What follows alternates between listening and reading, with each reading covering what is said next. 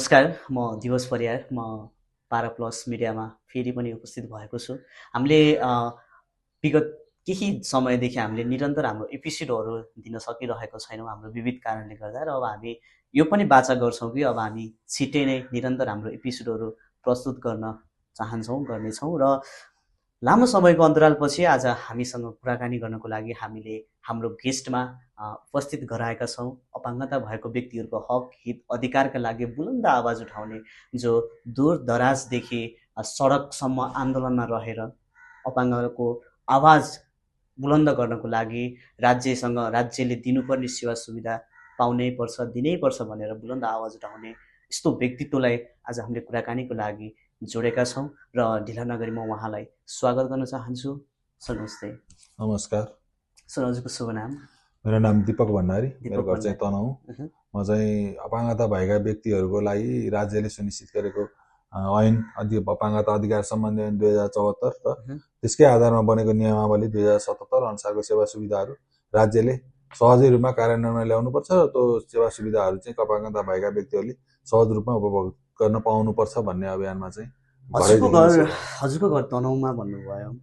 म सुरुमा यहाँबाट जान चाहेँ, हजुरको यो अवस्था कसरी भयो? थोरै छोटकरीमा खुलाइदिनुहोस्। यो अब 2066 सालको कुरा हो। म आफन्तकोमा कुनै कार्यक्रममा गएर फर्किँदाखेरिमा तनहुँकै कोत्रे भन्ने ठाउँमा चाहिँ त्यहाँ एउटा मोड छ खोला नजिक, त्यो मोडमा चाहिँ गाडी दुर्घटना भयो उताबाट घर फर्किने क्रममा। र म 32 वर्षको उमेर हुँदा 2066 सालमा त्यो एक्सिडेन्ट हुँदा मेरो रिडको हड्डी भाँचियो। स्पाइनल अब यो सर्भाइकल लेभलको 4-5 को बिचमा चाहिँ मेरो हड्डी भाँचिएर मेरो स्नायु नसा चाहिँ पूर्ण रूपमा छिदेर यस्तो अवस्था भयो। मैले हजुरलाई चिनेको त विगत 7 वर्ष भयो। मैले हजुरको पोस्टहरू पनि धेरै हेर्ने गर्छु। हजुर एउटा बन्द कोठादेखि निसासिएर आज यो ठाउँसम्म अपाङ्गता सम्बन्धीको अधिकारसँग लडेर यहाँसम्म आउनुभएको छ। यो हामीले पाउनुपर्ने अधिकार पाउनै पर्छ भनेर चाहिँ कहिलेदेखि के कारणले गर्दा यस्तो सोच आउन थाल्यो हजुरको? यो यस्तो भयो, मैले किनभने मैले सहज जीवन पनि मैले व्यतीत गरेँ र अपाङ्गता भइसकेपछि मलाई परिवारले हेर्ने दृष्टिकोण, मेरो समाजले मलाई हेर्ने दृष्टिकोण, मैले कुनै पनि ठाउँहरूमा सभा सम्मेलन हुँदाखेरिमा म त्यहाँ जान्छु भनेर खोज्दथेँ होइन। तर समाजका व्यक्तिहरूले मलाई त किन जाने, के गर्छस् र भन्ने खालको त्यस्ता कुराहरू आउँथे। अनि ती कुराहरूमा म अगाडि पुग्नुपर्छ, त्यहाँ पुग्नुपर्छ भन्ने चाहिँ मलाई कस्तो भयो भने अर्काले यसरी घृणा गर्छ, म यति बोल्न सक्छु, म त्यहाँ पुग्नुपर्छ भन्ने थाहा छ। मैले पनि सबैले जस्तो कुराहरू थाहा पाउनुपर्छ, जान्नुपर्छ भन्ने छु र त मैले अवसर पाउँदिनँ भने अब सक्दैन छैन, बोल्न नसक्ने, भन्न नसक्ने, यी कुराहरूलाई नै व्यक्त गर्न नसक्ने मान्छेहरूको हालत कस्तो होला त। एउटा कोठाभित्र नै होइन, त्यहाँबाट बाहिरै निस्किन नपाएको अवस्थामा, बोल्नै नपाएको अवस्थाको मान्छेहरूको हालत के होला। त्यसैले राज्यले जुन अधिकारहरू सुनिश्चित गरेका छन् ती अधिकारहरू चाहिँ हामीले पायो भने हामी कमसेकम घरबाट बाहिर निस्किने, बाहिर सम्भावना भएको ठाउँहरूमा पुग्ने अवसरहरू चाहिँ हामीलाई सिर्जना हुन्छ। त्यो भयो भने हाम्रो चाहिँ एउटा गतिविधिहरू पनि बाहिरसँग चाहिँ हेलमेल हुने खालको हुन्छ भन्ने हिसाबले चाहिँ हामीले पाउनुपर्ने अधिकार जुन सुनिश्चित भइसकेका छन् ती चाहिँ पहिला पाउनुपर्छ। अन्य अधिकार भनेको फेरि मागौँला, तर सुनिश्चित गरेका अधिकार चाहिँ हामीले पाउनुपर्छ भन्ने हिसाबले चाहिँ म एउटा यसको आवाज उठाउन थालेको यो अधिकारको चाहिँ। आन्दोलन त बृहत भएको थियो नि।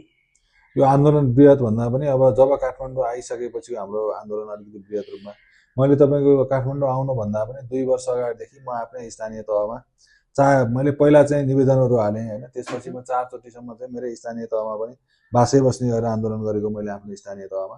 अनि त्यति बेला मैले अन्यका अधिकार पनि कार्यान्वयन होस्, मलाई चाहिँ एउटा व्यक्तिगत सहयोगी भयो भने मैले पनि के अरे सबै समाजको अगाडि चाहिँ आफूले एउटा स्वतन्त्र रूपमा कहाँ जानु मन लाग्छ, कहिले जानु मन लाग्छ, के गर्नु मलाई चाहिँ आफ्नो तरिकाले हिँडडुल गर्न पाउँछु भनेर मैले व्यक्तिगत सहयोगी चाहियो, मलाई राज्यले दिन्छु भनेको छ, ऐनमा उल्लेख छ, नियमावलीमा उल्लेख छ, त्यो अधिकार पाउनु पर्यो भनेर मैले स्थानीय तहमा गरेँ। तर स्थानीय तहले के भने त भन्दा यसमा त सङ्घीय सरकारले व्यवस्थापन गर्ने हो, हामीले होइन भनेर लेखेको रहेछ भनेर मलाई सङ्घीय सरकारमा नै सिफारिस गर्यो उहाँबाट।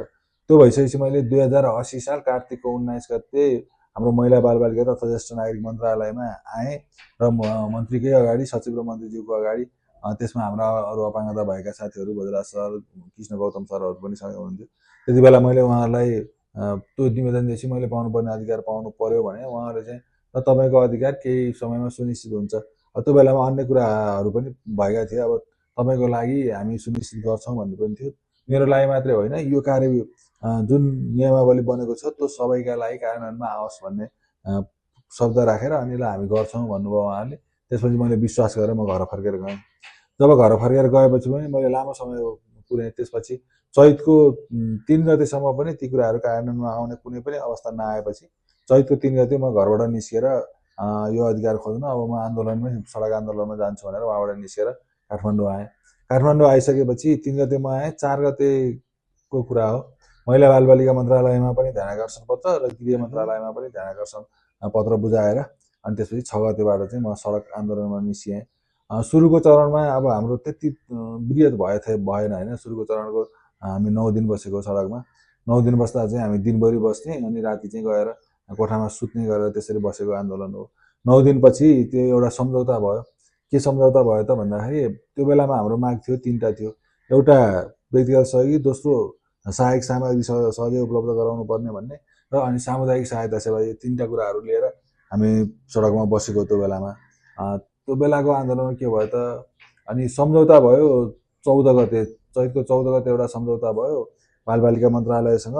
अनि त्यो सम्झौतामा 11 जनालाई व्यक्तिगत सहयोग सेवा 2081 वैशाख 1 गतेबाट सुरु गर्ने, सहायक सामग्रीहरू चाहिँ प्रदेश स्तरबाट चाहिँ सबैलाई सहजै उपलब्ध गराउने र स्थानीय तहले सामुदायिक सहायता सेवा पनि उपलब्ध गराउने, त्यसको लागि हामी पहल गर्छौँ। लिखित रूपमा चाहिँ 11 जनालाई चाहिँ व्यक्तिगत सहयोगी सेवाको चाहिँ कार्यान्वयन गर्ने भन्ने मात्रै सम्झौता गरौँ भन्ने भयो। हामी त्यहाँ भएका सम्पूर्ण जति उपस्थित थियौँ त्यति साथीहरूले ल ठिकै छ यसबाट सुरु गराउन त भन्ने सबैको सहमति भएपछि त्यो सहमति भयो। तर त्यो सहमति 2081 साल वैशाखको 18 गतेसम्म पनि कार्यान्वयनमा आएन। कार्यान्वयनमा नआएपछि अनि त्यसपछि म त्यहाँबाटै महासङ्घमा गएँ। महासङ्घमा गएर ल अब तपाईँहरूले यसको नेतृत्व गरेर यो कामलाई अगाडि बढाइदिनुहुन्छ कि म सडकमा जाउँ भनेर त्यो कुराहरू गर्दाखेरि अब हामीले उहाँहरूले के भन्नुहुन्छ, नजा होइन कुरा गरौँ भने जस्तो भयो। म कुरेर बस्न सक्दिनँ, म मर्न तयार छु, तर चाहिँ म अब कुर्न सक्दिनँ भनेर म त्यसपछि दैनिक रूपमा रात 24 घन्टा त्यहीँ बस्छु भनेर अनि रत्नपार्क चाहिँ शान्ति बाटिकामा आएर त्यहाँबाट सुरु भयो। हामी सम्पूर्ण साथीहरूले जति पनि यो कुराहरू आवश्यक छ, मानव अधिकार कार्यान्वयनमा आउनुपर्छ भन्ने सम्पूर्ण साथीहरूको साथ सहयोग पनि पाइयो होइन। सबैको साथ र सहयोगको कारणले गर्दा आजको दिनसम्म आइपुगेको छ, र पनि यसलाई कार्यान्वयनमा ल्याउन सकिएको छैन। हजुरले धेरै कुराहरू त खुलाउनु भयो। हजुरले भन्नुभयो म मर्न पनि तयार छु, तर हामीले पाउनुपर्ने सेवा सुविधा पाउनै पर्छ भनेर सडकमा लड्नु भयो। हजुरको लागि सयौँ अपाङ्गता भएको व्यक्तिहरू रोडमा गए, लाठीचार्जहरू पनि सहनु पर्यो, प्रहरीको हिरासतमा पनि पुग्नु पर्यो। हजुरको पोखरादेखि लिएर विभिन्न ठाउँदेखि आएर हजुरलाई समर्थन पनि गर्नुभयो। हजुरसँग कति रात सँगै पनि बिताउनु भयो। यदि म ठिक छु भने, यदि मैले बुझेको सही छ भने मैले यति नै बुझेको छु।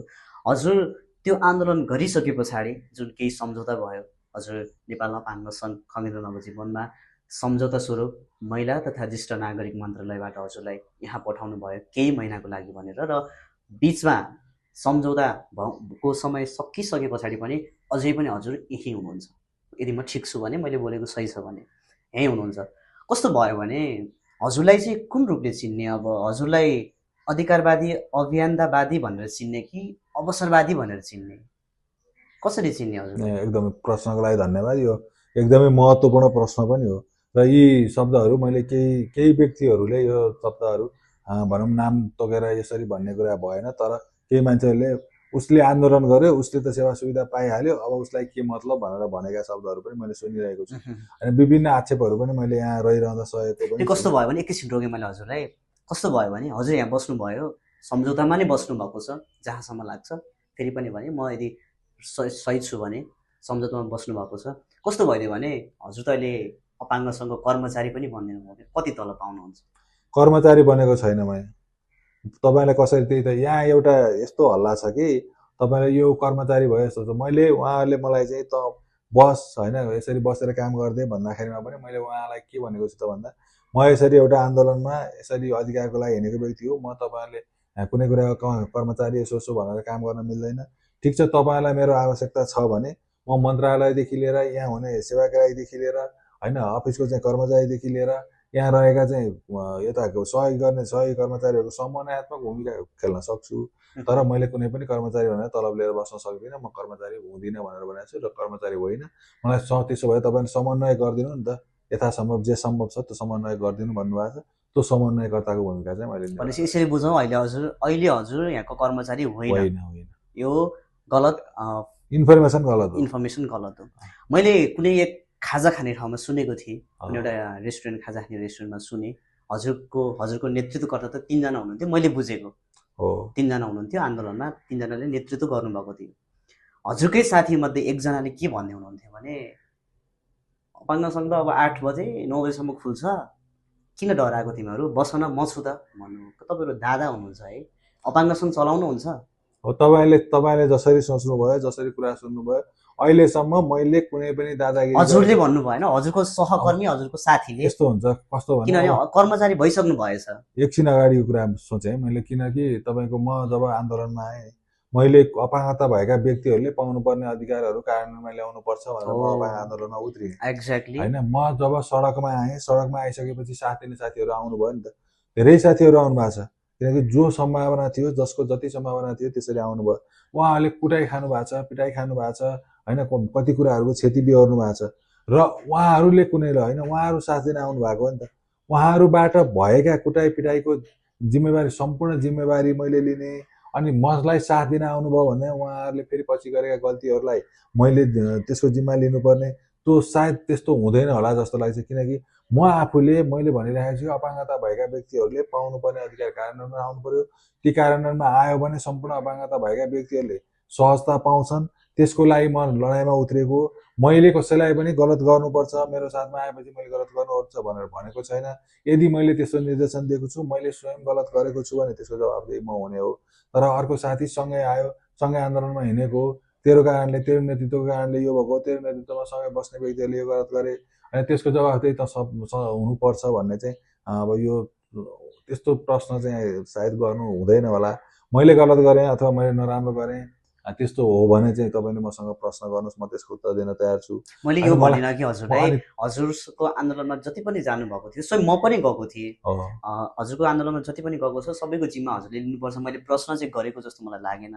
र मैले कुरा यति जोड्न खोजेको कि हजुरहरू नेतृत्व गर्नुभएको थियो 3 जनाले, राइट, यदि म सही छु भने, र हजुरहरू 3 जना नै यो बिचमा विवादित बनिदिनु भयो क्या, किन? नेतृत्व 3 जनाले गरेको भन्दा पनि पहिलाको 9 दिनको आन्दोलन छ नि, जुन सम्झौता भयो, सम्झौता हुँदासम्म म उहाँबाट एक्लै आएँ र अन्य साथीहरूले जो साथीहरू जति बेला भ्याउनुहुन्छ त्यति बेला आएर आन्दोलनमा उपस्थित भएर हामी सँगै गएर सम्झौता गरेको हो। होइन, त्यसपछि जब कतिपय कुराहरूमा के हुन्छ भने, जब कुनै पनि कुराहरू कार्यान्वयनमा आउँछ भने ओहो यी चिजहरू चाहिँ होइन मैले पाउँछु पाउँदिनँ भन्ने कुराहरू धेरै कुराहरू हुँदै जान्छन् नि। त्यसपछिको समयमा भनेको हामी सडकमा बस्दाखेरिमा लामो समयसम्म 3 जना चाहिँ रात दिन त्यहीँ बसिरहियो। त्यो कारणले गर्दा नेतृत्व 3 जनाले गरेको भनौँ कि सारा अपाङ्गता वर्गले गरेको भनौँ, त्यहाँ चाहिँ मलाई अब सम्पूर्ण उपस्थित साथीहरूले अब संयोजक तपाईँ नै रहनु नि त। किनकि मेरो उद्देश्य थियो नेपाल अपाङ्ग राष्ट्रिय अपाङ्ग महासङ्घले चाहिँ अपाङ्गता यो आन्दोलन नेतृत्व गरिदियोस् भनेर म घरबाट निस्केको पनि कारण त्यही हो। र मैले आएको मसँग अहिले पनि भिडियो छ, तपाईँले नेतृत्व गरिदिनुपर्छ भन्दा उहाँले होइन तपाईँ अगाडि बढ्नुहोस् हामी समर्थन गर्छौँ भनेर भनिदिएको कारणले गर्दा म एक्लै सडकमा निस्किनु पर्यो र सबै साथीहरूको साथ पाएँ। एकदमै खुसीको कुरा हो सबै साथीहरूले साथ दिनु भनेको। त्यसमा उहाँले चोट बेहोर्नु भएको छ, दुःख बेहोर्नु भएको छ, त्यसको लागि त म भित्रै मनैदेखि चाहिँ उहाँहरूप्रति आभारी छु। होइन, र अहिले पछिल्लो समयमा हाम्रो कुरा निस्क्यो नि, म नेपाल अपाङ्ग सङ्घ र महिला बालबालिका मन्त्रालय बिचमा एउटा सम्झौता भएर 45 दिनको लागि भनेर आएको हो कि यहाँ सुरुमा मन्त्रालयले पठाउँदाखेरिमा। तर उनीहरूले त्यो दिनभित्र हामी कार्यविधि बनाएर निर्देशिका बनाएर जसरी भयो नि यो चिज कार्यान्वयनमा ल्याउँछु भनेका थिए। मलाई चाहिँदैन, बरु यो कार्यान्वयनमा ल्याइदिनुहोस्, म घर फर्केर जान्छु, मैले दुःख पाउनु पर्यो भने पाउँछु, जे गर्नु पर्यो भने गर्छु भनेर त्यहाँ त्यो सम्झौतामा मानेर हस्ताक्षर गरेर हामी यहाँ आयो। मलाई यहाँ आउन रहर थिएन र अहिले पनि मलाई यो ठाउँमा बस्न रहर छैन। किनकि मेरो आन्दोलन भनेको UNCRPDको धारा 19 अनुसार हामी स्वतन्त्र रूपमा बाँच्न पाउनुपर्छ भन्ने चाहिँ मेरो आन्दोलनको जुन मर्म छ। यहाँ आएर बस्नु भनेको त म एउटा संस्थामा निश्चित घेराभित्र बाँधिएर बस्नु परिरहेको छ। म अहिले पनि वैदेशिक जुन हाम्रा यो अपाङ्गता अधिकार सम्बन्धी कुरा गर्नेहरूले हाम्रा साथीहरूलाई पनि पटक पटक भनेको छ, जुन आन्दोलन गर्ने व्यक्ति जसले स्वतन्त्रताको लागि आन्दोलन गरेको छ त्यो व्यक्तिलाई एउटा संस्थामा लगेर राज्यले थुपार्दाखेरिमा तिमीहरूले के हेरेर बसेका छौ भन्ने प्रश्न आइरहेको छ। हामीले उत्तर दिन सकिरहेको अवस्था छैन। त्यस्तो एउटा निर्दयी अवस्था चाहिँ भएर यो अपाङ्ग सङ्घमा बस्नु परेको छ। तपाईँले यदि यहाँ आएर हेर्नुभयो भने यहाँ पाउनुपर्ने सेवा सुविधा, यहाँको खानपान, यहाँको औषधि उपचार, यहाँको रहन सहन कस्तो छ भन्ने तपाईँ नजिक भएको मान्छे तपाईँले हेर्नुभयो भने थाहा हुन्छ। अर्का कुराहरू अब म यहाँ आएर यति लामो समयसम्म म खुसी भएर होइन, म मन्त्रालय तपाईँको कहिले सामाजिक सञ्जालमा देख्नुभयो होला, मसँग भाडा छैन, हिँडेर जान पनि तयार छु, कोही सहयोगी हुनुहुन्छ भने मलाई गाडीको व्यवस्था गरिदिनु होला भनेर मागेर पनि गएको छु। कतिपय बेलामा मैले संस्थाका चाहिँ जति पनि यहाँका कर्मचारी अथवा चाहिँ त्यहाँ अहिले बोर्डमा जो व्यक्ति हुन्छ उनीहरूसँग ल न मलाई यसरी जानु पर्यो व्यवस्था गरिदिनु न भनेर मागेर पनि गएको छु। म निरन्तर रूपमा अस्ति पनि आइतबार, सोमबार, मङ्गलबार, अघिल्लो हप्ताको मङ्गलबार म मन्त्रालय जाने आउने गरिरहेको छु। पक्कै पनि सजिलो तपाईँहरूले मैले होइन यहाँ खुसी बनाएर यदि मलाई यहाँ बस्न रहर भएको भए त म चुपचाप लाएर अब मैले यहाँ बस्ने ठाउँ पाइहालेँ, म किन फर्केर जानु पर्यो र, मैले आन्दोलन छोडिदियो भयो नि भन्ने। किन हजुरको र मेरो यो कुराकानी पश्चात म विवादित हुन्छु या हुँदिनँ मलाई थाहा भएन, तर मैले हजुरलाई प्रश्न गर्ने जमर्को गरेको छु, एउटा आँट गरेको छु। नेपालको संविधान धारा 42मा लेखिएको छ अपाङ्गता भएको व्यक्तिलाई भेदभाव गर्न पाइँदैन भनेर। यदि म सही छु भने हजुर त अपाङ्ग सङ्घमा बसेको धेरै समय भयो, सम्झौता अनुसार यहाँ कस्तो वातावरण रहनु भएको छ? हजुरले पनि भेदभाव सहनु परेको छ? अब यो हामीलाई जुन संविधानले दिएका अधिकार, ऐनमा सुनिश्चित भएका अधिकार, नियमावलीमा भएका अधिकार, कुनै पनि चिजहरू हामीले जुन तोकिएका छन् ती अनुसार पाइएको अवस्था छैन। एकदमै मलाई दुःख लाग्छ। सायद मैले पनि यो शब्द भनिरहँदाखेरिमा भोलि सायद अपाङ्ग सङ्घमै बसिरहेको छु, अपाङ्ग सङ्घकै व्यक्तिहरूले मलाई चाहिँ तैँले किन बोलिस् यो कुरा भन्ने अवस्था आउँछ आउँदैन मलाई थाहा छैन। आएछ भने पनि त्यो मैले सहनुपर्छ, किनकि म अपाङ्गता भएका व्यक्तिहरूले आफ्नो अधिकार पाउनुपर्छ भन्ने लडाइँमा हिँडेको मान्छे हुँ। यहाँ नै छ तपाईँको बोल्न सक्ने अथवा अलिकति बाठो अलिकति टाठो व्यक्तिहरूले आफ्ना सेवा सुविधाहरू सहज रूपमा पाउनुपर्ने जति पाएको छैन कसैले पनि, तर सहज रूपमा भएको छ भने त्यहीँ बोल्न नसक्ने हाम्रै साथीहरू हुनुहुन्छ, देख्न नसक्ने साथीहरू हुनुहुन्छ, जो मान्छेले आफ्ना कुराहरू व्यक्त गर्न नसक्ने साथीहरू हुनुहुन्छ, मनोसाधना सामाजिक अपाङ्गता भएका साथीहरू हुनुहुन्छ, बौद्धिक अपाङ्गता भएका साथीहरू हुनुहुन्छ। उहाँहरूको अवस्था देख्दाखेरि म आफैलाई पनि एकदमै दर्दनाक स्थिति लाग्छ। त्यो कुरामा मैले इन्टरनल रूपमा बोलेको छु, तर बाह्य रूपमा बोल्न सकेको छैन, किनकि अब मैले यहाँ बसिरहेको छु, यहाँ बस्दा बस्दै यो कुरालाई बाहिर भनिदिँदाखेरिमा मलाई कस्तो खालको चाहिँ अब अवस्था आइलाग्ने हो भन्ने डरले पनि त्यो छैन। विभेदको परिस्थिति यहाँ पनि देख्नुपर्छ, देखिएको छ। तपाईँले पनि देख्न पाउनुहुन्छ हेर्नुभयो भने। हजुर जुन आन्दोलनको कारणले गर्दा यहाँ आउनुभयो, यहाँ आवास लिइरहनु भएको छ, सम्झौता अनुसारले फेरि पनि भने मैले कस्तो लाग्छ भने मलाई चाहिँ म ताक्छु मुडो, बन्चरो ताक्छ घुँडो भयो क्या। किनभने हजुर आउनु भएको एउटा कारणले गर्दा हो, तर यहाँ परिस्थिति अर्को भइदियो। कसरी बुझ्नुभयो हजुरले यसलाई? बुझ्नुभयो होला। हजुर यहाँ विवादित हुन आउनु भएको त पक्कै होइन। हजुरको अहिले सामाजिक सञ्जाल हेर्छौँ, हजुरको स्टाटसहरू हेर्छौँ, हजुरको लागि आएको कमेन्टहरू हेर्छौँ होइन, कुरो अर्को भइदियो क्या। यो किन भयो जस्तो लाग्छ हजुरलाई? अब यसको प्रमुख अब पोइन्टेड हजुरको उद्देश्य त अर्कै थियो होइन र? पोइन्टेड तरिकाले भन्दा अथवा यसलाई वाक्य मिलाएर भन्दा के कस्तो भयो भने म यहाँ आउनु मेरो बाध्यता थियो है। मैले यहाँभित्र रहेका चाहिँ कर्मचारी अथवा यहाँका चाहिँ जुन सदस्यहरूसँग चाहिँ केही कुराहरू बोल्नु पर्ने मेरो आवश्यकताभित्र पुग्दियो र मैले यहीँ भएको विभेदको कुरामा आवाज उठाउनु मेरो कर्तव्यभित्र पर्यो। यो तीनटा कुराहरूले मलाई चाहिँ समेटेको छ यहाँभित्र। विवादित सायद विवादित बन्नु पर्ने भएर विवादित भयो या विवादित बनाइएको हो चाहिँ म बुझ्न सक्दिनँ, किनकि जुन आक्षेपहरू मैले अहिले सहनु परेको छ सामाजिक सञ्जालमा माथि तथानाम कुराहरू लेखिएका छन्, त्यो लेखिनु पर्ने अथवा त्यो अवस्थामा पुर्याउनु पर्ने व्यवहार मैले गरेको छ जस्तो मलाई लाग्दैन होइन। यदि मैले त्यस्ता गलत क्रियाकलापहरू गरेको छु भने अथवा गरेको थिएँ भने कानुनी रूपमा मलाई सजाय दिएको भए हुन्थ्यो। त्यसरी सामाजिक सञ्जालमा आएर तथानाम कुनै पनि कुराहरू लेख्नुपर्ने आवश्यकता थिएन। अझै पनि दोहोऱ्याएर भने यहाँ आउनु मेरो बाध्यता हो, रहर होइन। यहाँका व्यक्तिहरूसँग माथि रहेका व्यक्तिहरूसँग बोल्न पर्ने, उनीहरूसँग चाहिँ जो कुर्सीमा बस्छ कुर्सीमा बसेको व्यक्तिसँग गएर कुरा गर्नुपर्ने मेरो आवश्यकता हो, किनकि यहाँ भइसकेपछि यहाँबाट मलाई कहीँ जानु पर्ला के गर्नु पर्ला उनीहरूले पनि जिम्मा लिएको छ नि त सरकारबाट। बिचमा रोकेँ मैले हजुरलाई। हजुर जानुपर्ने मैले बुझेको हजुर जानुपर्ने त महिला तथा ज्येष्ठ नागरिक मन्त्रालय हो। हजुरको जानुपर्ने त प्रश्न कस्तो आइदियो भने हजुर त सर्वोच्च अदालतसम्म जानु पर्यो कि किन? म जुन दिन मङ्गलबारको दिन जुन दिन म यहाँबाट गएको छु पहिला त्यही गाडीमा मैले अहिले भने नि म यहाँ बस्नु मेरो बाध्यता हो र यहाँ कुरा गर्नुपर्ने मेरो आवश्यकता हो। म उता जानु पर्थ्यो, म गाडीमा जानु पर्थ्यो, उतै जाँदैछ गाडी, तपाईँ त्यहाँ उनीहरू गाडी चाहिँ त्यहाँ अदालतमा जाँदैछ, म त्यहाँ अदालतमा झरेर माथितिर कसैसँग भेट्न गएको छैन। त्यो गाडीमा म मन्त्रालय जानुपर्ने भएर जाँदाखेरि सँगै लैदिउँ न भने मैले त्यहाँ गएँ। त्यो कुरामा सायद मलाई त्यति ठुलो रूपबाट चाहिँ त्यो कुरालाई लिएर चाहिँ यसरी विवादमा ल्याउनु पर्छ भन्ने थिएन होइन। म त्यसपछि गएर एउटा रिल हालेको छु मैले त्यहाँ हेर्नु हजुर हजुर होइन। मैले पहिला एउटा फोटो हालेको छु त्यहाँ आइपुग्यो समय बस भनेर, त्यसपछि मैले एउटा रिल हालेको छु म उहाँ मन्त्रालय पुगेँ। हजुरको एउटा स्ट्याटस छ 2 दिन अगाडि पोस्ट भएको, मैले स्क्रिनसट पनि लिएको छु, म स्क्रिनसट पनि राखिदिन्छु। हजुरको भनाइ हजुरले नै लेख्नु भएको हो भने आज संयोगवश सर्वोच्च अदालतको प्राङ्गणमा पुग्ने मौका मिल्यो। त्यहाँ उपस्थित मानिसहरू देख्दा न्यायालयप्रति कसैको पनि विश्वास नभएको आभास भयो। न्यायालयप्रतिको त्यो अविश्वास फर्काएर विश्वासको वातावरण दिलाउने एउटा सहज उपाय हो। न्यायालयभित्र प्रवेश गरिसकेपछि अधिवक्ताले आफ्नो क्लाइन्टको पक्षमा होइन सत्यको पक्षमा उभिन सक्नुपर्छ, त्यसपछि मात्र सबैलाई न्याय मिल्छ भन्नुभयो। हजुरलाई चाहिँ अन्याय के भएको छ? मैले आफ्नो अन्यायको भन्दा मैले त आफ्नो अन्याय, मेरो अन्याय भनेको त मैले त अधिकार खोज्दैछु, अधिकार नपाएको छ, त्यो अन्याय मेरो हो। जहाँ मैले त्यहाँ देखेँ दुई पक्ष मलाई त्यहाँ कुनै शब्दहरू बोलिएको छ मलाई त्यहाँ देखियो भनेर, अनि त्यो के हो त भन्दा आक्रोश हो कि। जब मान्छेले न्याय नपाएको अवस्था हुन्छ अथवा मैले न्याय पाउनु पर्ने मैले न्याय पाइनँ भनेर हुन्छ नि, तब मान्छेले आक्रोश पोख्छ कि होइन। मसँग त्यो आक्रोश पोख्नु पर्ने थियो थिएन मलाई थाहा छैन होइन, तर म माथि केही आक्रोश पोखिएँ।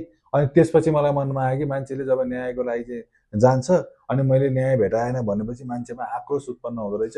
त्यो कारणले गर्दाखेरिमा यो स्ट्याटस मैले लेख्न पुगेको भनेको मान्छे जब, किनकि क्लाइन्ट मेरो क्लाइन्ट के हो त, मेरो क्लाइन्टले के भनिरहेको छ, ऊ अन्यायको लागि लडिरहेको छ कि मैले न्याय पाऊँ भनेर लडेको छ कि मैले यो चिज पाउनु पर्ने कसरी मिलाउन सकिन्छ भनेर लडिरहेको छ भन्ने कुरा त आफ्ना वकिलहरू क्या अधिवक्ता हुन्छ नि, उनीहरूलाई चाहिँ त्यसको केही न केही। यदि हजुरलाई पनि त अन्यायमा भएको छ भने हजुरको पनि त पक्कै वकिल हुनुहुन्छ होला हजुरको विरुद्धमा लड्ने होइन। यस्तो मैले अहिलेसम्म तपाईँको यो अधिकारको आन्दोलनमा मैले अधिकार पाउनुपर्छ भनेर मुद्दा जाहेर गरेको छैन, किनकि मुद्दा गरियो भने तपाईँ फेरि सडक आन्दोलनमा जान पाइँदैन। त्यो कारणले गर्दा हामी साथीभाइहरूमै सल्लाह गरेर होइन, मैले अधिवक्ताहरू पनि अपाङ्गता भएका व्यक्तिहरू हुनुहुन्छ नि त, अनि हामीले के गर्ने त, कुन तरिकाबाट चाहिँ हामीले अधिकार खोज्दाखेरि सहज हुन्छ भन्ने कुरा भइसकेपछि सर यसरी बुझौँ, हजुरले अहिलेसम्म कुनै पनि मुद्दा खेप्नु परेको छैन होइन। मैले बच्चामा त खेपेको छु होइन, मतलब अहिले यहाँ आइसके पछाडि विवादित भएर अहिले हजुर कुनै पनि मुद्दामा हुनुहुन्न, हजुर अहिले एकदम क्लियर हुनुहुन्छ, हजुर आफ्नो उद्देश्यमा लागिरहनु भएको छ। म मेरै उद्देश्यमा छु, म मेरै अधिकार खोज्नको लागि छु।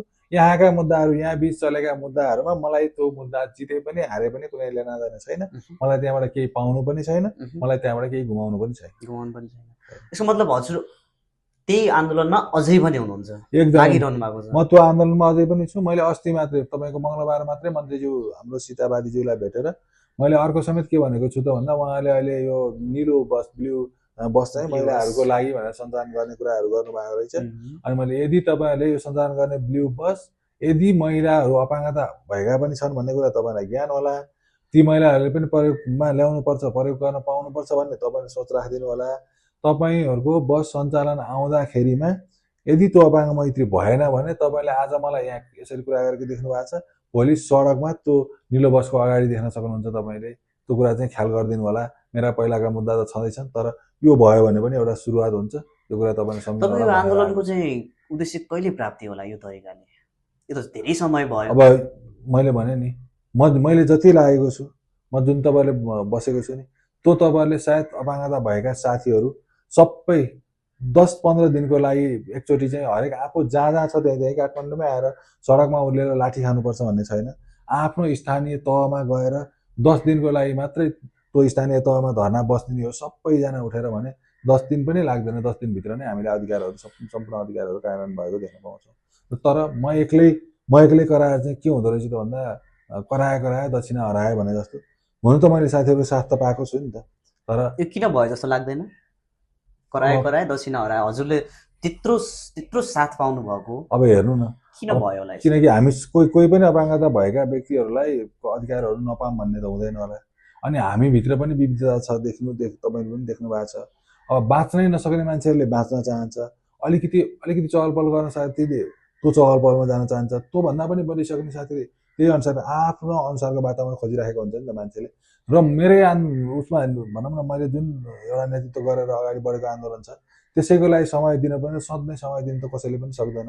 आफ्नो होइन घर परिवार चलाउनु पर्यो, आफ्नो जीवन चलाउनु पर्यो, त्यसले गर्दाखेरिमा निरन्तर साथ नमिल्ने अवस्था त्यसरी हुँदो रहेछ। हजुर यहाँ बजेट आइरहन्छ सरकारबाट, कति पाउनुहुन्छ बजेट? तपाईँको पहिला भनौँ न, पहिला चाहिँ हाम्रो खर्च हुन्छ नि जुन यहाँ खाना बस्न अब कति खर्च लाग्छ उनीहरूले होइन त्यो तरिकाको बिल पेस गरेर लिएर आउँथ्यो पहिला चाहिँ। अहिले पछिल्लो समय गएको साउनमा चाहिँ अरू व्यक्तिहरू जो सरकारले सिफारिस गरेर पठाएको छ उहाँहरू सरह नै सेवा सुविधा दिनु भनेर त्यसमा नै गाभेर पठाएको रहेछ। अब त्यो होइन हामीलाई मान्ने हुने कुरा थिएन, तर मैले हाम्रा साथीभाइ यो चाहिँ के बजेट गर्ने एकैछिन रोकेँ मैले, यो बजेट चाहिँ कतिजनालाई पठाउँछ? हजुरको 3जनालाई पठाउँछ कि हजुरलाई मात्रै हो? होइन, तिनैजना यो जुन यहाँ 51जना पहिला बसेको थियो अनि हामी 3जना 54जना बनायो र अनि फेरि अहिले थप चाहिँ तपाईँको 7जना समेत आएको छ होइन। बजेट पहिला यो साउनमा विनियोजन भएको बजेट चाहिँ 54जनाको भनेर लाग्यो मैले यो अपाङ्ग सङ्घमा आउने बजेटको कुरा गरिनँ, जुन हजुरहरू सम्झौता भएर आएपछि हजुरहरूको लागि मात्रै छुट्टै बजेट आउँछ। पहिला चाहिँ छुट्टै यहाँको हामीलाई खर्च भएको कति आएको थियो बजेट हजुर? अब त्यो एक्ज्याक्टली चाहिँ मैले सोधेको पनि छैन, उनीहरूले बिल बनाउने होइन हामीलाई यो खर्च भयो भनेर बिल बनाएर लगेर पेस गर्ने गर्थ्यो। अनि हामी चाहिँ यहाँ तपाईँहरू अब बजेट पठाएका छौँ तपाईँहरू त्यहाँ बस्नु भनेर उताबाट भनेको थियो, हामी नबोलिकनै बसेका हो। र अहिले पछिल्लो समयमा पनि अरूलाई सरह भनेर पठाएको छ भन्ने त्यो कागजमा चाहिँ त्यो लेखेको छ। त्यसमा के छ त भन्दा कति 1,19,00,000 रुपियाँ तपाईँको 54जनाको लागि आएको छ। 1,19,00,000 समथिङ कति छ है, ट्याक्कै चाहिँ मलाई थाहा छैन, त्यति बजेट आएको छ। हजुरले केही दिन मात्र एउटा पोस्ट गर्नुभएको थियो, म यहाँ अपाङ्ग सङ्घले सम्झौता गरेर आएको, यहाँ कसैले लिएर आएको होइन होइन, म सम्झौता अनुरूप नै यहाँ बसेको छु, कसैले मलाई निगरानी नगरे हुन्छ भनेर समथिङ एउटा स्ट्याटस हाल्नु भएको थियो। म त्यो स्क्रिनसट पनि राखिदिन्छु। अपाङ्ग सङ्घ गएर सम्झौता गरेको हो कि महिला बालबालिकाले यता सम्झौता गरेर हजुरलाई पठाएको? महिला बालबालिकाले यहाँ रिक्वेस्ट गरेर महिला बालबालिका र यहाँको बिचमा सम्झौता भएको। हजुरले त भन्नुभयो नि अपाङ्ग सङ्घले सम्झौता गरेर होइन, अपाङ्ग सङ्घमै सम्झौता भएको त होइन, त्यो फरक पर्ने कुरा होइन होला, किनभने अपाङ्ग सङ्घसँग सम्झौता भएरै आएको हो नि त। म यस्तो भयो क्या, यदि म गलत छैन भने, मैले बोलेको कुरा गलत हुँदैन भने हजुरहरूले गरेको कुरा चाहिँ सबै राइट है। अब यदि अरू कोहीले हजुरहरूलाई केही भन्यो भने, केही विरोधहरू गर्यो भने चाहिँ उनीहरू चाहिँ गलत किन भइरहेछ? मैले त्यो भनेकै छैन होइन, मेरो विषयमा म गलत छु भने गलत तैँले यो गलत गरिस् भनेर भन्दाखेरिमा मलाई त्यो गलत भनिस् भनेर म कसैसँग रिसाएको पनि छैन। हेर्नुहोस्, बोल्नै नहुने भन्नै नहुने शब्दहरू, लेख्नै नमिल्ने शब्दहरू समेत लेखिएको होला विभिन्न आरोप लगाएर। मैले त त्यस्ता त्यो मान्छेको लागि कुनै प्रमाणित गर्न नसकिने कुराहरू, प्रमाणित हुन नसक्ने कुराहरू, गर्दै नगरेका गल्तीहरू होइन, त्यो गरिस् भनेर भन्नु चाहिँ त्यो राम्रो होइन होला, त्यो मात्रै भनेको। मैले यदि उसँग बाज्नु भयो भने, उसँग बाज्ने कुराहरू गर्दा कहीँ गएर हेर्नुहोस्, मैले डबल रिप्लाई कहीँ पनि कसैकोमा पनि म गरेको छैन, किनकि मलाई कसैसँग बाज्नु नै छैन। म जुन बाटोमा हिँडिरहेको छु मैले आफूले बुझेसम्म, मान्छे हो, गल्ती हुनसक्छ। यदि मैले गरेको कुरालाई हेऱ्यो त तेरो गल्ती हो नि भाइ, तेरो गल्ती हो नि दाइ, तेरो गल्ती हो नि अङ्कल भनेर भन्यो भने म सहजै स्वीकार्छु क्या। म गल्ती त्यति सजिलै स्वीकार्ने मान्छे, किनकि गल्ती गरेपछि स्वीकार्नुपर्छ र म जान गल्ती गर्न खोज्दिनँ। हुन्छ, अब हामी कार्यक्रमको अन्त्यमा पनि छौँ। अब हजुरको अन्तिम सम्झौता कहिलेसम्म छ यहाँ बस्ने? अब उनीहरूले पठाउँदा यो वर्ष, गएको वर्ष छ नि, साउनमा बजेट निकासा गर्दाखेरिमा यो वर्षको लागि भनेर हामीलाई यहाँ भइरहेको 51जनासँग नै जोडेर 54 बनाएर बजेट पठाएको हो। अब समयले चाहिँ त्यो भन्छ, तर यसरी बस्न सकिँदैन भनेर साथीहरूसँग सल्लाह, म त सडकमा निस्किन्छु भनेर भन्दाखेरि अहिले पनि हजुरहरू 3जना सहकार्य भइरहेछ? होइन, सहकार्य त उनीहरू यहीँ छ, म पनि यहीँ छु होइन। मलाई चाहिँ यतातिर ल्याएर राख्यो, मलाई उठाउने बसाउने दिशा पिसाबहरू सबै कुरा स्याहार्नु पर्ने, उनीहरूलाई त आफूले हात चल्ने भएको भएर, आफूले गर्न सक्ने भएको भएर अब यहाँ छुट्टै सहयोगी राख्न असम्भव भयो भन्ने कुराहरू गरेर मलाई यता राखियो अनि उनीहरू उतै गोठामा छ। अनि तपाईँलाई अर्को कुराहरू मैले भनेको भने यो 6 महिना जुन जनजी आन्दोलन भयो नि, त्यसपछि होइन म त सडकमा निस्किनुपर्छ क्या, म त्यहाँ बस्न सक्दिनँ र मलाई त्यहाँ बस्नु मन छैन, मैले साथीहरूसँग सल्लाह गरेर त्यो भनेको थिएँ होइन। अब यो हेरौँ अबको सरकारले के गर्छ, अबको सरकारले केही गरेन भने अब निस्किन्छु भन्छ भने हामीले के भन्ने सल्लाह चाहिँ साथीहरूबाट त्यो पाइरहेको छु। मलाई एउटा के भने, म घरबाट निस्किने बेलामा म यो आन्दोलनलाई के पार लगाउँछु, सुरुवात गरेर घर फर्किन्छु, नत्र भने म उतै मर्छु भनेर घरबाट निस्केर हिँडेको। यहीँ देख्नुभयो होला, अन्य साथीहरू घरमा जाने आउने गरेको छ। म अहिलेसम्म यो ठाउँ छोडेर एक रात पनि बाहिर बसेको छैन। मेरो पनि मन हो, मलाई पनि रमाउन मन लाग्छ होला, मलाई पनि हाँसखेल गर्न मन लाग्छ होला। यहीँ भित्र बसेर जति रमाउन सकेको छु, जति हाँसखेल गर्न सकेको छु, यसो बाहिर रोडमा दायाँ बायाँ होइन पुगेर फर्किने ठाउँमा जहाँसम्म पुगेर फर्केको छु, त्योभन्दा पहिला मैले कहीँ गएर रात बिताएको छैन, कहीँ गएर समय होइन एउटा रमाइलो गर्ने माहौल त्यसको लागि चाहिँ आँट गरेको छैन। किनकि मैले जुन वचन चाहिँ, जुन सङ्कल्प गरेर घरबाट निस्केको छु नि, म यो कार्यान्वयन भयो भने सहयोगी हातमा लिएर घर फर्काउँला, कार्यान्वयन भएन भने म यतै मर्छु। अब अपाङ्ग सङ्घमा मर्छु या सडकमा मर्छु, त्यो चाहिँ भविष्यले बताउँछ। एकचोटि फेरि पनि मैले सोधेँ, हजुरहरू 3जना बिच नै बाँचिनुपर्ने कारण चाहिँ के थियो? बाँचिनुपर्ने भन्दा त्यस्तो मैले बुझेको हजुरहरू बोलचाल नहुने, हजुर जुन रुटदेखि यहाँसम्म आउनुभएको छ, जुन एउटा अधिकारकै लागि लड्नुभएको थियो, तिनैजना हजुरहरूकै लागि हामी सयौँ अपाङ्गता भएको व्यक्तिहरू गयौँ। अहिले अन्तिममा आएर हजुरहरू नै विवादित बन्नुपर्ने, बाँचिनुपर्ने, नबोल्नुपर्ने कारण चाहिँ के? होइन, अहिले त्यस्तो नबोल्ने अवस्था त छैन, नबोलेको अवस्था त्यस्तो छ, तिनजना बोल्दै नबोलेको अवस्था छैन। हामी सँगै मात्रै नभएको उता भाइहरू दुइटा उतातिर छन्, म यतापट्टि छु। त्यस्तो बोल्दै नबोल्ने भने कहिलेकाहीँ कसैले भनेका शब्दहरूले होइन मन दुख्ने, त्यो भनेको त मैले भनेको शब्दले अर्को साथीको मन दुख्न सक्छ, अर्को साथीले भनेकोले अर्कोको मन दुख्न सक्छ, त्यो स्वाभाविक। तपाईँले मलाई के भन्नु भने अब दाइले मलाई यसो भने बोल्दिनँ भनेर 2-4 दिन त्यस्तो हुनसक्छ, मैले भनेको शब्दले तपाईँलाई त्यस्तो लाग्न सक्छ। त्यस्तो परिस्थिति आयो होला, तर हामी त्यो रिसारिस गरेर बोल्दै नबोल्ने, कहाँ आगो पानी बाराबार भने जस्तो त्यस्तो अवस्थामा हामी छैनौँ। हुन्छ, हामी अन्त्यमा त छँदैछौँ। हजुरलाई भन्नै मन लागेको कुराहरू छुटकरीमा भनिदिनुहोस् न, यति नै के भन्न मन छ? एकदमै कस्तो भन्दा अपाङ्गता भएका साथीहरू हामी अहिले लगभग 6,47,447 जना अपाङ्गता भएका व्यक्ति छौँ। हामी सबैले एउटा भित्रदेखि मनन सबैजनाले गरिदिनु होला। के त भन्दा जो मान्छे बाँच्नै नसकेको अवस्थामा छ अपाङ्गता भएको कारणले गर्दा सबैभन्दा पहिला त्यो व्यक्तिलाई बचाउने प्रयास गरौँ। जब मान्छे सबैलाई बचाउन सकिन्छ, बचाइसकेपछि उसलाई घर बाहिर निकाल्न प्रयास गरौँ र मान्छे घर बाहिर निस्किसकेपछि कसैसँग पनि सम्पर्कमा आउन अथवा शिक्षाको अवसर पाउन, स्वास्थ्यको अवसर पाउन, होइन रोजगारीको अवसर पाउनको लागि हामी सुहाउँदो सहायक सामग्रीहरूको आवश्यकता पर्छ र हामी सुहाउँदो यातायातको आवश्यकता पर्छ, किनकि त्यो सेवा लिनको लागि हामी एक ठाउँबाट अर्को ठाउँमा जानुपर्ने अवस्था हुन्छ। यी कुराहरूको चाहिँ बन्दोबस्त राज्यले गर्नुपर्छ र हामी सबै मिलेर पनि यसको माग गर्नुपर्छ। जो जस्तो ठाउँमा जहाँ भए तापनि आफूलाई मात्रै नहेरिकन पहिला बचाउँ, त्यसपछि सहायक सामग्री सबैका लागि जुटाउँ र सबैका लागि सम्भावना हुने र सहज हुने खालको सार्वजनिक यातायात र भौतिक संरचना निर्माणमा लागौँ। त्यसपछि शिक्षा, स्वास्थ्य, रोजगारीका अवसरहरू पनि खोज्दै अगाडि बढ्दै जाउँ। सुनिश्चित गरिएका अधिकारहरू कार्यान्वयनमा ल्याउनको लागि पहल गरौँ र सुनिश्चित गर्नुपर्ने अधिकारहरू सुनिश्चित गराउनको लागि सबै मिलेर पहल गरौँ भन्छु। यही नै हो मेरो। हुन्छ, हजुरको आगामी दिनहरू राम्रोसँग बितोस्। हजुरलाई सुस्वास्थ्य दीर्घायुको पनि कामना र हजुरले जुन आँट्नु भएको छ, जुन सोच्नु भएको छ, जुन राज्यसँग लड्नु भएको छ, यो चाँडै नै छिट्टै नै पुरा भएको देख्न पाऊँ। सत्यको पक्षमा जहिले पनि हामी पनि हजुरको साथमा रहनेछौँ, हजुरलाई सधैँभरि साथ रहनेछ, जहिले पनि सत्यको बाटोमा हिँड्नुहोला भन्दै थप केही कुराकानी गर्नु परेमा फेरि हजुरलाई हामी आगामी क्रममा जोड्नेछौँ। समयको लागि हजुरलाई धेरै धेरै धन्यवाद। एक शब्दमा के भन्नु छ भने राख्नु। हाम्रो मिडियाको नाम के? पारा प्लस। धन्यवाद पारा प्लस मिडियाका साथीहरू, तपाईँहरूले मलाई चाहिँ जुन मौका दिनुभयो त्यसको लागि तपाईँहरूलाई धेरै धेरै धन्यवाद। र यो अपाङ्गता अधिकारको विषयमा तपाईँहरूले पनि आफूले सके जति चाहिँ आवाजहरू होइन फरक फरक व्यक्तित्वबाट चाहिँ र एकदमै जटिल अवस्थामा भएका अपाङ्गता भएका व्यक्तिहरूको भिडियो पनि सार्वजनिक गरेर ल्याइदिनु भयो भने त्यसले चाहिँ राज्यले अलिकति चाहिँ महसुस गर्ने अवसरहरू पाउनेछ भन्दै मेरा शब्दहरू आजलाई चाहिँ यही अन्त्य गरेँ। हस्, धन्यवाद। धन्यवाद। सक्यो।